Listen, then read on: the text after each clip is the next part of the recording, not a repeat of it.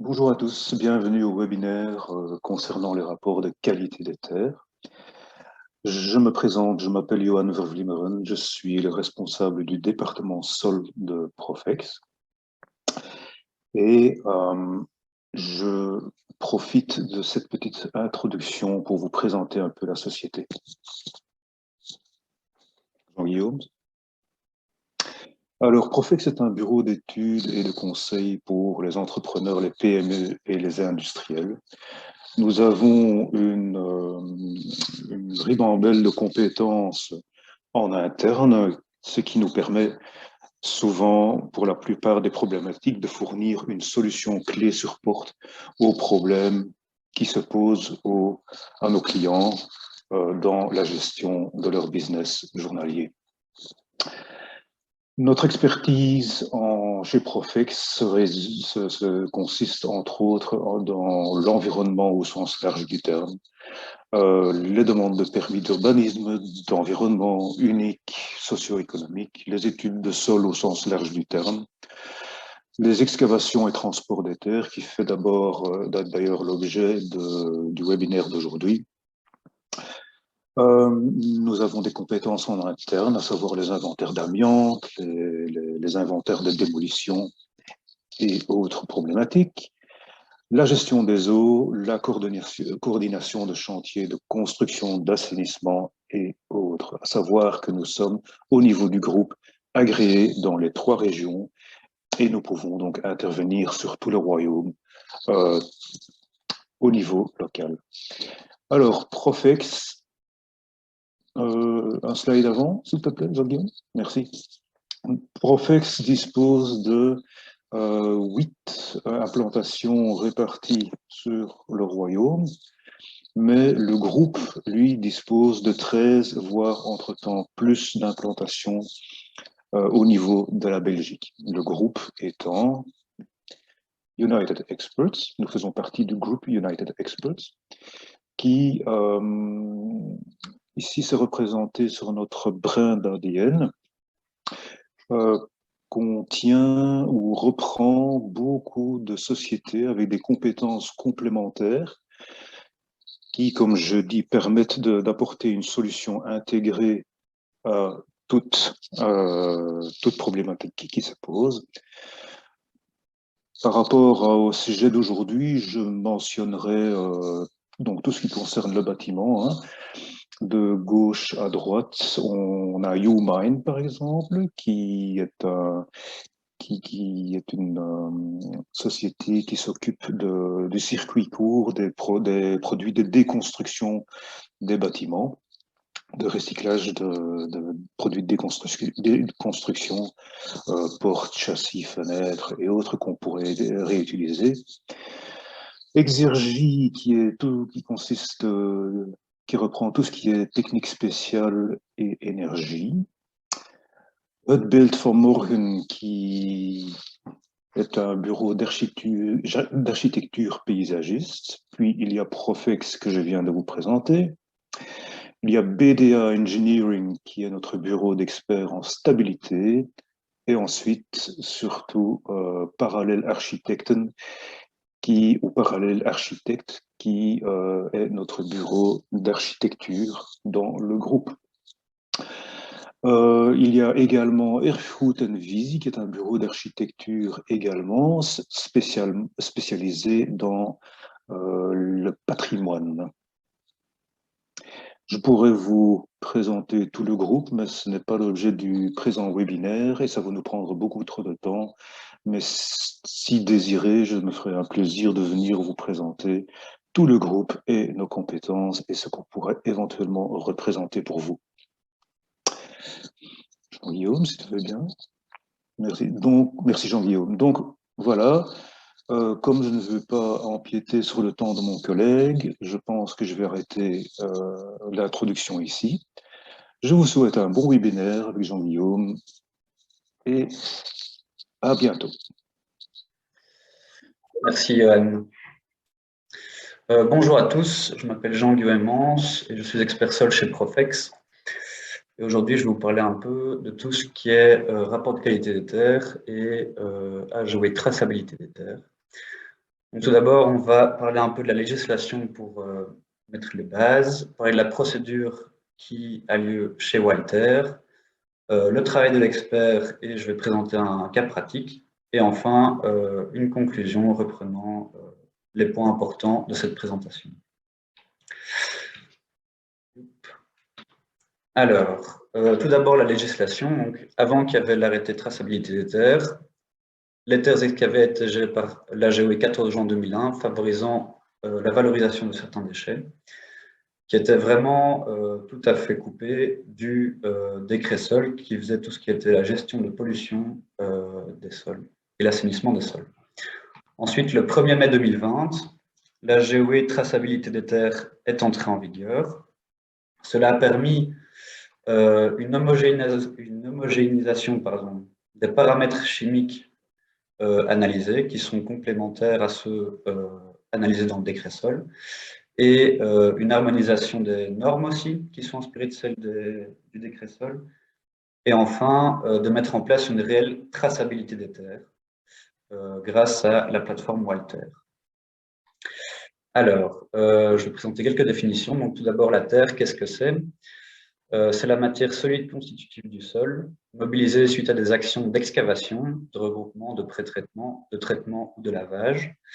Et j'ajoute que dans la GOE traçabilité de terre, pour qu'une terre puisse être réutilisée, il faut qu'elle contienne moins d'1% de matériaux ou de déchets de construction dangereux, moins de 5% de matériaux organiques, moins de 5% de débris de construction inertes, et pour les voiries, on tolère jusqu'à 10%.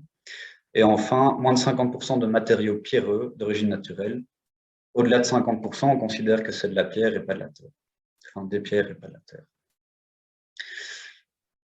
Alors, on va aussi parler de sites suspects. Donc, vous avez la définition de l'AGOE qui est reprise dans l'AGOE, mais c'est assez indigeste. Donc, il suffit de regarder les 3 petits points en dessous qui résument bien ce que ça veut dire. Donc, lorsqu'un site est repris à la banque de données de l'état du sol, en pêche ou en bleu lavande, comme ici à côté, le terrain est considéré comme suspect.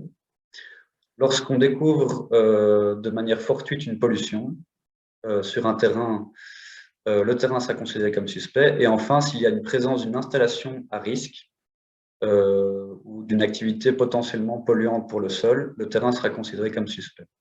J'aborderai ça, j'illustrerai ça dans le cas concret, un peu plus loin, et vous comprendrez, j'espère que vous comprendrez bien ce que ça implique. Alors, on va aussi parler d'usage, et plus particulièrement de type d'usage d'un terrain ou d'une parcelle. Donc, en gros, c'est ce pourquoi le terrain est utilisé. Il y en a 5 en Wallonie, le naturel, l'agricole, le résidentiel, le récréatif ou commercial et l'industriel. Chaque type d'usage a des normes. Donc, les normes pour le type naturel seront très strictes et pour le type industriel le seront moins. Et donc, c'est dégressif, quoi. Donc, naturel est plus strict que le résidentiel et ainsi de suite. Alors, on va distinguer l'usage de droit ou planologique. C'est celui qui est prévu au plan de secteur et on va différencier celui-là de l'usage actuel ou effectif ou aussi appelé usage de fait, qui est ce qu'on réalise réellement sur les parcelles. Donc, par exemple, on pourrait imaginer qu'au milieu d'un champ qui serait repris en type 2 au plan de secteur, on pourrait trouver une ferme avec un élevage intensif qui serait plutôt un type d'usage industriel. Donc, l'usage de fait serait de type 5. Alors, je vais parler un peu de la procédure Walter. Donc, on va partir ici, on va imaginer qu'on a un site d'origine dont on veut évacuer des terres, excaver et évacuer des terres.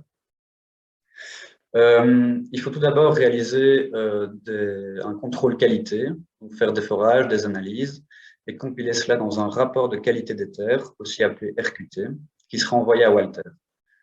Une fois que Walter aura obtenu ce rapport, il va l'analyser et délivrer un certificat de contrôle de la qualité des terres.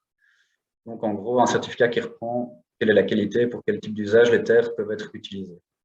À partir de ce moment-là, les terres ne peuvent pas encore quitter le site d'origine. Il faut d'abord que le maître d'ouvrage fasse une notification de mouvement de terre auprès de Walter. Donc, en gros, le maître d'ouvrage doit dire « j'envoie mes terres du site d'origine vers tel site récepteur ». Walter va alors vérifier cela, et si la qualité des terres est compatible avec le site récepteur, il émet un document de transport qui doit se trouver dans tous les camions qui évacuent les terres du site d'origine. Ensuite, les terres peuvent être enfin envoyées vers le site récepteur. Le site récepteur émet alors une notification de réception des terres à Walter, qui va dire, voilà, j'ai reçu les terres de tel site. Walter vérifie si tout est en ordre et délivre alors un accusé de réception, et la procédure est clôturée. Maintenant, on pourrait aussi imaginer que les terres sont envoyées vers une installation autorisée, donc un centre de regroupement, un centre de pré-traitement. Dans ce cas-là, il faut aussi effectuer les contrôles qualité et les notifications de mouvement de terre pour la traçabilité. L'installation émet à son tour une notification de réception, un accusé de réception des terres qu'elle reçoit. Et enfin, si l'installation autorisée veut évacuer les terres vers un site récepteur après pré-traitement, par exemple, elle devra repasser par toute la procédure. RQT, CCQT, notification, document de transport. Et une fois arrivé au site récepteur, notification de réception des terres et accusé de réception. Alors, nous, en tant qu'experts sol, on ne s'occupe que de la partie analyse et qualité. Donc, on fait le rapport de qualité des terres avec les forages, les analyses, tout ce qu'il faut. On s'assure que Walter délivre le certificat de contrôle de la qualité des terres. Et il faut savoir que cette étape peut prendre du temps. En général, il faut compter entre 3 et 4 semaines pour faire le rapport de qualité des terres, et Walter a 2 semaines pour vérifier le rapport et délivrer le certificat. Au niveau des notifications de mouvement de terre, c'est le maître d'ouvrage qui doit l'introduire auprès de Walter. C'est un questionnaire assez court à remplir.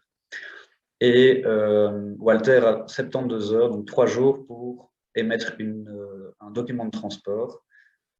Et donc, avant de pouvoir évacuer les terres de votre site, il faut bien compter presque 1 mois et demi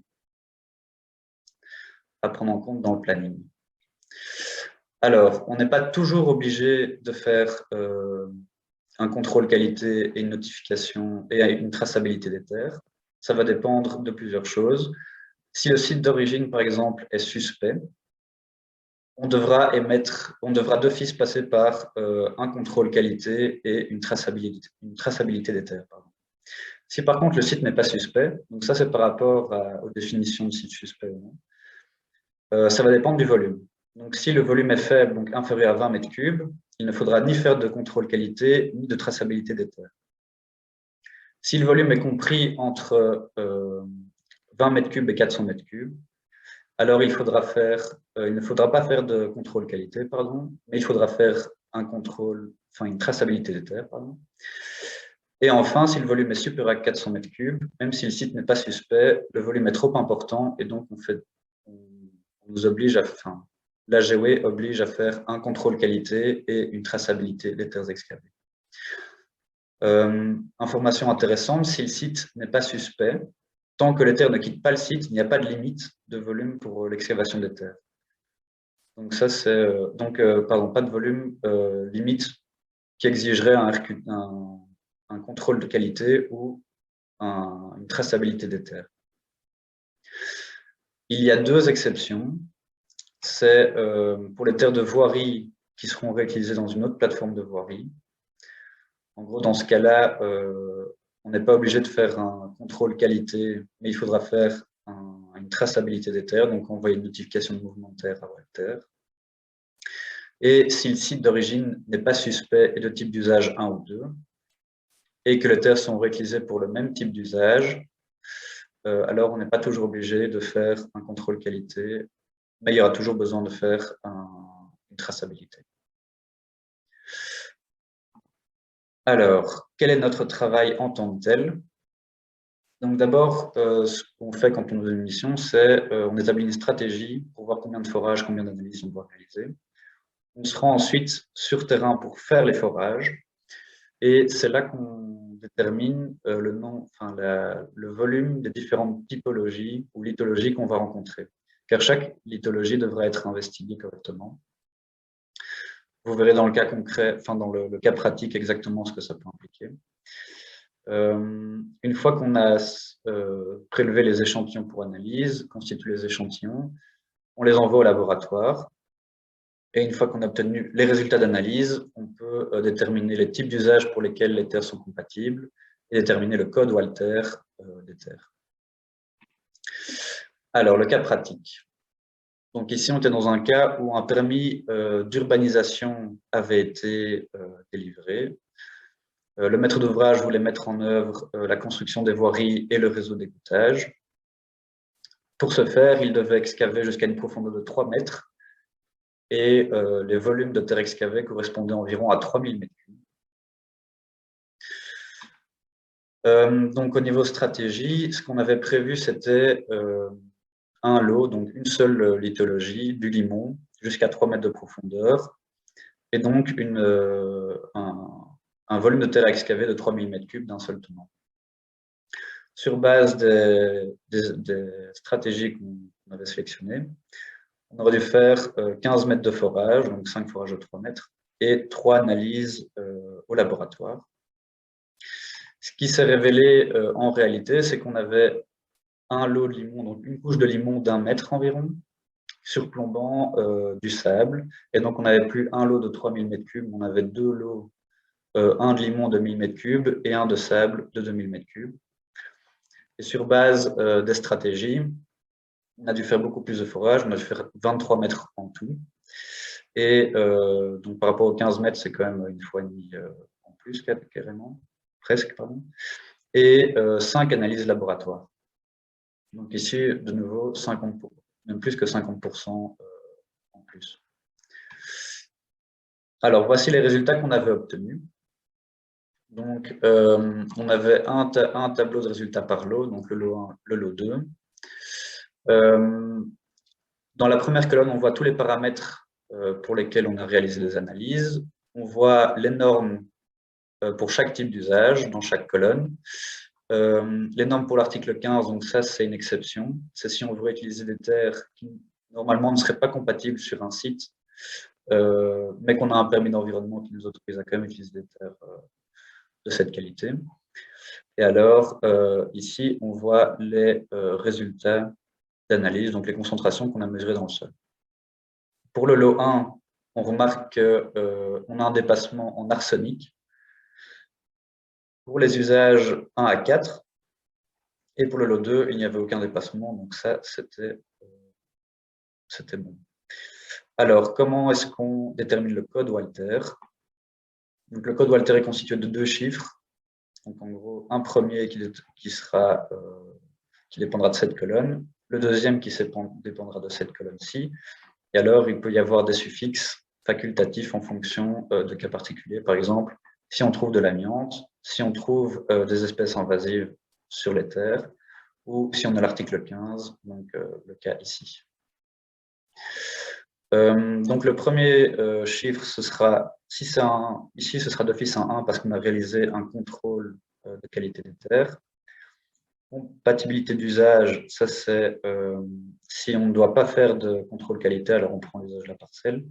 Et ici, si c'est un chiffre 3, en premier chiffre, ce serait pour les 2 exceptions dont j'ai parlé un peu plus haut. Et 9, ça c'est des terres qui sont 9, ce sont des terres qui sont concernées par un projet d'assainissement, enfin un assainissement au sens du Créssol. Le deuxième chiffre va dépendre en fait vraiment de la qualité des terres. Donc, si le deuxième chiffre est un 1, c'est parce que les terres sont compatibles avec l'usage 1 à 5. Donc, il n'y a aucun dépassement dans le tableau ici. Pour les types d'usage 2, ce serait le chiffre 2, donc 2 à 5. S'il y a un dépassement juste pour le type 1, et ainsi de suite. Et alors, le chiffre 6, c'est pour les voiries, c'est pour le cas particulier. Donc, dans notre cas, qu'est-ce qu'on a? On a fait un contrôle qualité des terres. Donc, d'office, pour chacun des lots, le premier chiffre sera un 1. Et le second va dépendre du lot. Pour le premier, pour le lot 1, ce sera le chiffre 5, car les terres ne sont compatibles qu'avec le type d'usage 5. Donc, il n'y a que cette colonne qui est complètement verte. Et dans le deuxième lot, c'est un code 11, car toutes les colonnes sont vertes. Et donc, les terres sont réutilisables sans aucune restriction. Voilà, quelques conclusions et points importants à retenir de cette présentation. Donc, une règle simple pour déterminer si on a besoin d'un contrôle, d'un contrôle qualité ou non. Si le terrain est repris à la banque de données de l'état des sols, d'office, il faudra faire un RQT. Si les volumes de terre excavés sont supérieurs à 400 mètres cubes et que les terres doivent quitter la parcelle, d'office, il faudra faire un RQT. On a vu aussi dans le cas pratique que les stratégies initiales peuvent varier par rapport à la réalité de terrain, et c'est juste qu'on n'a pas de boule de cristal, on ne sait pas voir ce qui se passe et ce qu'il y a dans le sol sous nos pieds. Donc ça, on le découvre sur terrain. Et enfin, ne pas oublier les délais. Donc, pour réaliser un RQT, nous, on compte 3 à 4 semaines minimum. Et Walter a 2 semaines de plus pour délivrer le CCQT. Et alors, pour la notification de mouvement de terre, Walter a 3 jours pour délivrer le document de transport. Donc, à partir du moment où vous appelez l'expert pour venir faire des travaux de terrain, il faut compter 1 mois et demi avant que les terres puissent quitter le site. Donc, information importante à retenir et à intégrer dans les plannings. Voilà, merci beaucoup pour votre attention. Et si vous avez des questions, n'hésitez pas. Vous pouvez toujours me poser les questions via mail ou par téléphone, s'il y en a une qui vous vient après ce webinaire. Voilà. Johan, je ne sais pas si on a des questions dans le Q&A. Pour l'instant, il n'y a aucune question de poser. À savoir que nous restons bien sûr à votre disponibilité si il faut adresser des questions plus spécifiques par rapport à votre chantier spécifique, parce que ici, nous sommes bien d'accord, il s'agit d'une introduction préliminaire sur tout ce qui concerne la problématique RQT Walter, mais que chaque chantier étant spécifique, on ne peut pas, au travers d'un webinaire de 15 minutes, répondre à toutes les interrogations qui se posent. Donc, nous sommes à votre disposition pour vous aider, pour vous assister.